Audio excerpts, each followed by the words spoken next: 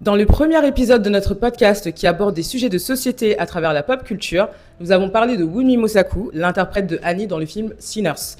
L'épisode est toujours disponible sur notre chaîne YouTube, le lien se trouve en bio. La représentation compte et c'est pour ça que je suis fascinée par ce personnage. Parce que malgré des avancées significatives, les femmes noires restent souvent stéréotypées dans le cinéma, en particulier en France où la représentation est encore très limitée. Aux États-Unis, d'après une analyse de l'Institut pour la diversité et le journalisme, les femmes noires ont représenté environ 13% des rôles principaux dans les films hollywoodiens. Bon, les défis persistent encore, ça va des rôles stéréotypés au colorisme en passant par des salaires moins importants que les actrices blanches à Hollywood. Mais comme le disait Viola Davis, you need a physical manifestation of your dream. D'où la naissance de notre podcast parce que depuis mon enfance, j'ai été largement influencée par tous ces contenus dans lesquels cette manifestation physique était plus souvent afro-américaine. En France, des réalisatrices et actrices se battent encore pour des rôles significatifs et diversifiés, d'où le livre Noir n'est pas mon métier, initié par Aïssa Maïga.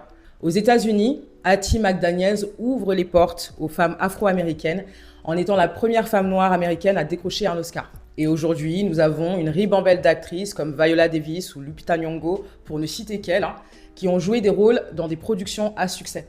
Ce que je trouve intéressant dans ce que Ryan Coogler nous propose dans Sinners, c'est qu'il nous prouve que les stéréotypes peuvent être renforcés par les récits et que c'est aussi la responsabilité des créateurs de ne pas emprunter les mêmes mécanismes. Il prend donc le contrôle de la narrative en fait et il décide de raconter une histoire dans laquelle il souligne l'importance de cette manifestation dont parle Viola Davis. Pour incarner Annie, il choisit Wunmi Mosaku, qui n'est autre qu'une femme noire d'origine nigériane.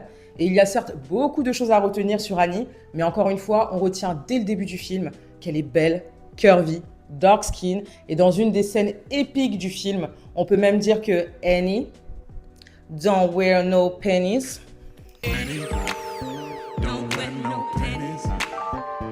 Mais oui, elle est importante cette scène parce que ce qui nous dit Ryan Coogler clairement, c'est que t'as pas besoin d'entrer dans les codes de beauté conventionnels pour être désiré et désirable. Bref, tout ça pour dire que finalement, il y a bel et bien une responsabilité des créateurs de contenu dans la redéfinition de l'image de la femme noire dans le cinéma.